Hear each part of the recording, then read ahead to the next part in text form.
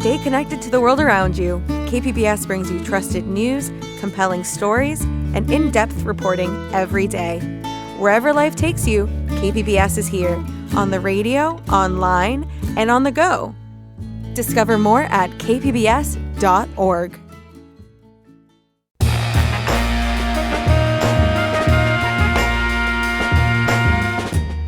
Welcome in, San Diego. It's Jade Hindman. On today's show, our region has a wonderful climate year-round, perfect for walking from point A to point B. But just how easy is it to do that? A panel of guests join me in studio to discuss. This is KPBS Midday Edition, connecting our community through conversation. So San Diego's unemployment rate dropped slightly in its last numbers, but remains at the 5% mark, which is one of its highest levels in years. Now, that news comes around the same time the Federal Reserve cut interest rates by a quarter point last week.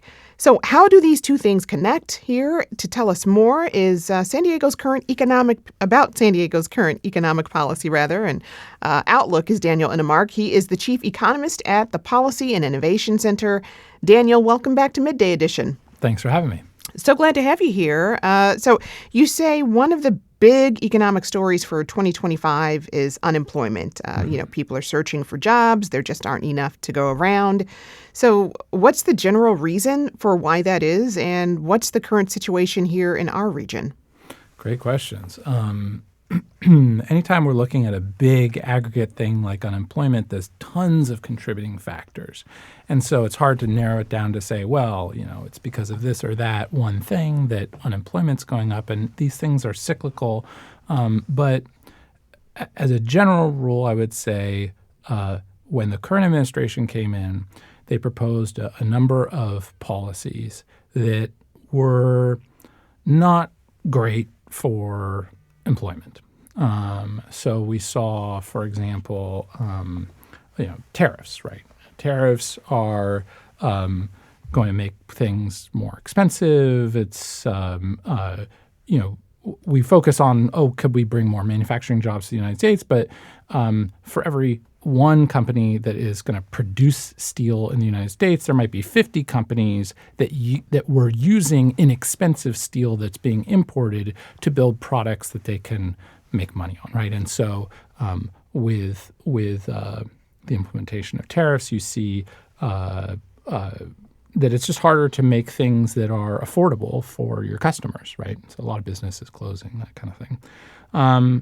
There's a number of factors that are involved, and also the other thing is that the economy has not been quite as strong as we thought it was going back to April of 2024 during the previous administration, because we just had a revision of the jobs numbers, which is, this process is kind of a really involved one where every month you get the last month's worth of data in an estimate. Mm-hmm. But then those estimates are revised a couple times before we end up at the final thing. And the last revision was the most negative revision we've ever seen. Almost 1 million jobs less than we thought existed in the U.S. economy were there. And so, a lot of people talking about vibe session. Mm-hmm. The economist Catherine Edwards has used the term ghost recession. The economy was not as good as some of the numbers suggested. And so some of those intuitions of this economy sucks might have been right, Wow. Well, on those job numbers, the Trump administration has been looking to change how job data is released. Yeah. What exactly is happening there? Yeah, that's a bit of a disaster. So a perfectly normal jobs report came out that involved some revisions, and it was absolute standard practice. And the BLS has been led by really professional, nonpartisan people who are incredibly talented, PhD economists, and the president didn't like the numbers and didn't like the revision, and so he accused the person in charge of being somehow dishonest or something, or partisan, and fired them and replaced them with somebody who is a loyalist, somebody who is widely viewed as kind of a yes man. And that person has even suggested that we might suspend having monthly reports on the unemployment situation, which would be really terrible, because businesses rely on this information to make their decisions about production. If unemployment suddenly surges, you could reasonably expect that demand for products and services might decrease. And so when you're making those investment decisions, you really need high quality information. And so replacing this very professional, nonpartisan staff with your kind of, loyalist and maybe even cutting back on the information, it would be a real disservice to the American economy. Yeah, everyone's flying blind at that point. Yeah. And BLS, for those who don't know, is the Bureau of Labor Statistics. That's right. Okay. All right. Well, despite the challenges in the labor market, the stock market, though, remains strong. What does that tell us about the larger economy? Well, for one thing, when we say the stock market remains strong, really what we mean is that there's about 10 companies that are doing really well with the advent of AI and with the strength of the tech sector. We have 10 companies that are basically driving a continued increase in the S&P 500. Now, that doesn't mean that all companies are doing great. It doesn't mean that the whole stock market is doing great. It just means that some of the top performers are performing very well. I think there are a lot of theories flying around about why the stock market seems to keep doing so well when the, quote, real economy, jobs and things like that are struggling. But certainly AI and the promise of the value that could be delivered by that development is a big part of it. Another question here is, this week the Trump administration also announced a $100,000 annual fee for H-1B visa applications.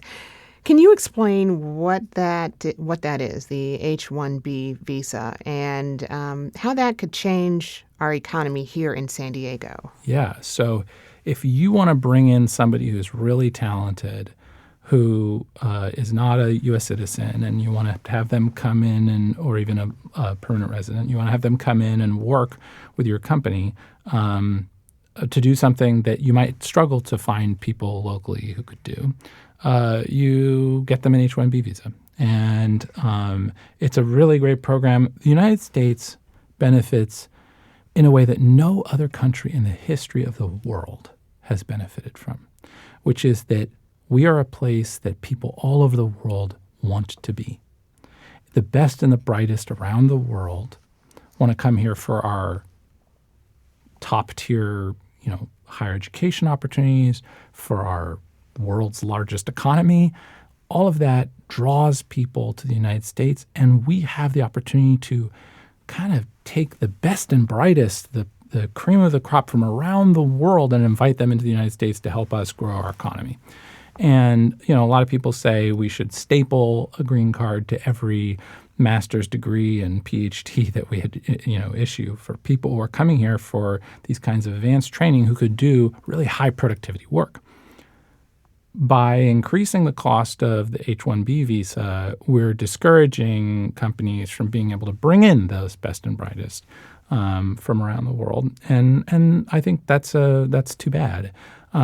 I also think that there's a real problem, and there will likely be legal challenges, I think maybe already have been, to the fact that the administration can kind of unilaterally exempt companies from this charge, which really puts the administration in a position of being able to say, well, if we like you, you can have H-1B visas, and if we don't like you, you can't. And that is a potential for favoritism. Are there specific industries in San Diego that might be hit hardest by this?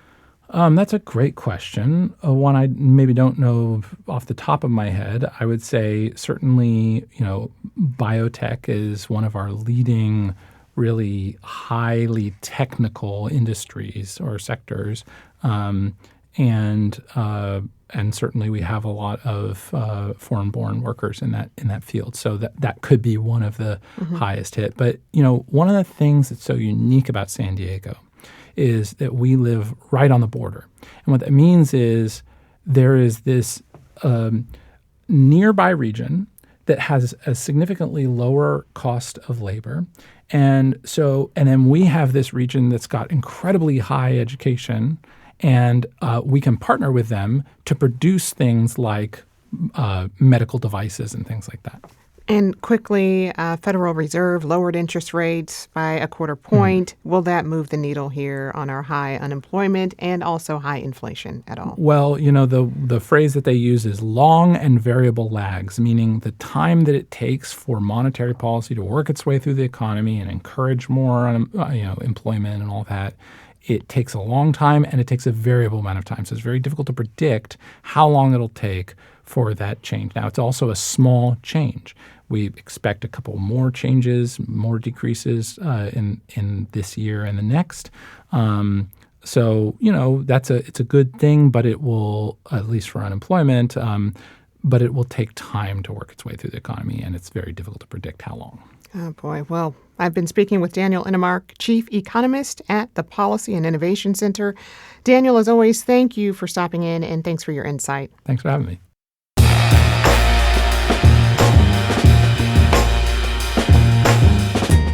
That's our show for today. I'm your host, Jade Hindman. Thanks for tuning in to Midday Edition. Be sure to have a great day on purpose, everyone.